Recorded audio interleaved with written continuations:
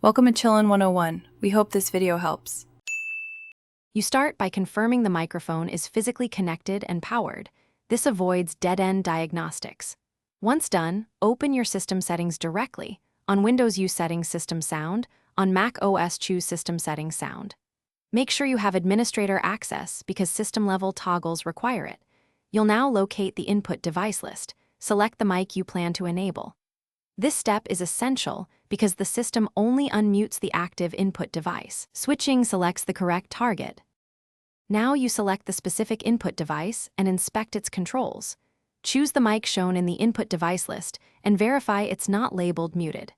Next, raise the input volume slider to around 70% to ensure signal. Lower values can appear muted. Also check for any system-level mute toggle or privacy setting that blocks microphone access for apps. Enable microphone access for the apps you need. Doing this ensures sound reaches the OS, and apps can read the input rather than being silently blocked. Finally, test the mic using the system input level meter or a simple voice recorder app to confirm audio appears. Seeing movement means you're unmuted. If you don't see levels, make sure to reboot because some OS settings need a restart to apply.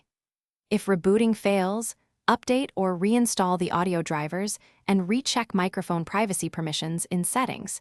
These are common causes of persistent mute. Following these steps ensures the system-level unmute actually delivers sound to your applications.